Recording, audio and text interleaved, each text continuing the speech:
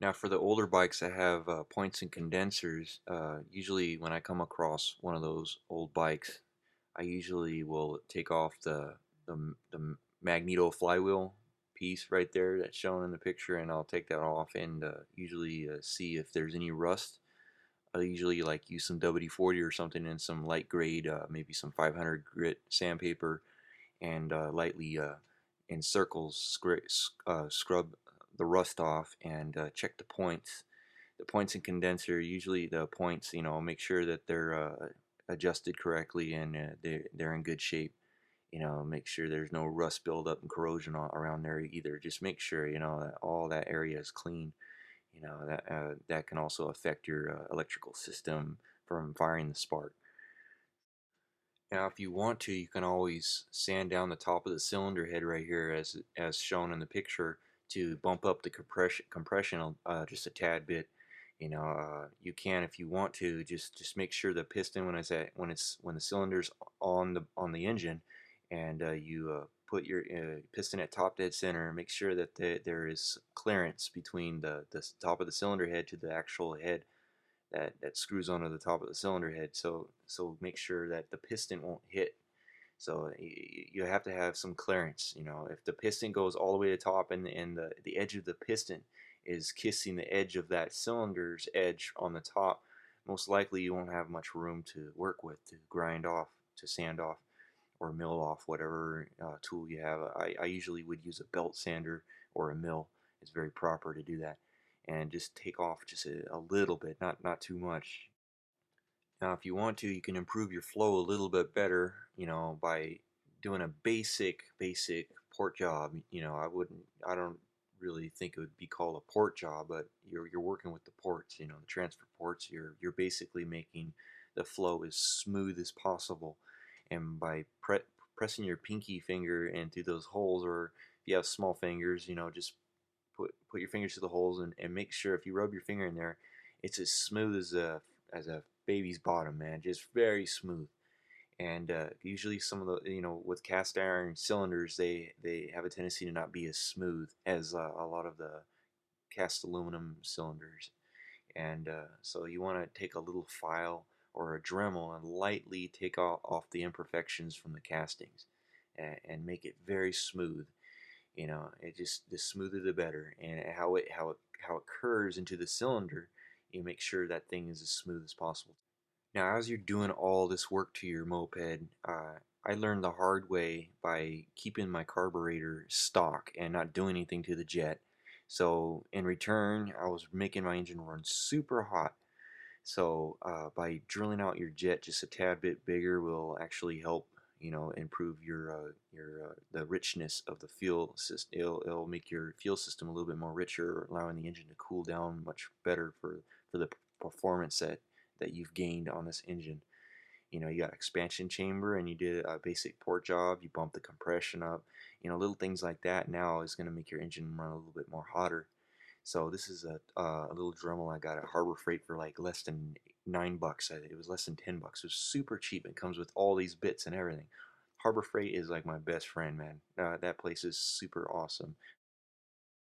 Now you can either get the right drill bit and measure out the exact hole that's on that jet and get the next size drill bit, or you can do it the cheap way like I'm doing right now with the Dremel tool, and lightly pressing on the hole. And don't put too much pressure because it doesn't take much to take much material out.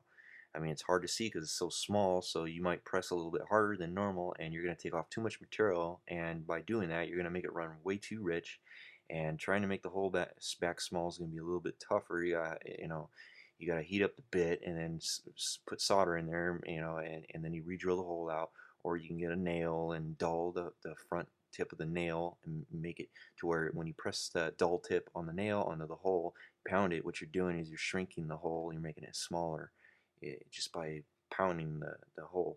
It's a little tricky doing it that way, but I usually would just heat it up and put solder in there, or just get a new jet. Just don't mess up the first time. I mean, trust me, you can always go back and take it apart and re-drill it a little bit bigger. Just go back on and off again. It's just trial and error. Just don't take off too much. Now back to the cylinder. Let's say if you have some really bad scratches and you want to take them out. This is a honing tool, and I just want to warn you to be careful when using this because usually, depending on how deep your score marks are, you might take off just too much material out, and that'll create piston chatter, and that's just not good. To have piston chatter. It's better to if you get really bad score marks, just get the next first over piston size. If it's worse than a first over, those scratches are really that deep. I wouldn't even like bother trying to hone it. I would have somebody just bore it out or just replace the whole cylinder. Just get a whole new cylinder, new piston and all that stuff. Now, the one thing about two strokes is that they smoke. It's normal if they smoke a little bit, not too much, excessively too much. You want to have just a little bit, not too much. It's if you don't see no smoke at all, I usually don't like to see if it has no smoke. I want to make sure that I see a little bit of smoke, a little bit of a visual of smoke coming out, and I know that my that I have the proper oil ratio in the gas. You know, it's very important, to have the right oil mixture in the gas if you're premixing, of course. Now, this is another thing you gotta look for too. When you buy an old moped, usually the oil has been sitting in there for so long. It's always best to drain it out and put new, fresh oil in there, and look up, see how much that bike is required to have, exactly the right amount. You want to make sure that you put the right amount of oil in there. If you put too much, it's not good for the engine. You don't want to put too much oil in there. You gotta have just the right amount of oil in there. Now, if your engine's running really good and you did a lot of work to it and that thing's just running like a champ now you want to just do an inspection on all the little things like the wheels and stuff and the tire pressure. You want to make sure your brake pads, brake pads are in good shape, or depending on what other moped. Some mopeds have disc brake assemblies in it. Just make sure that they're properly adjusted and you got good tire pressure and stuff. And just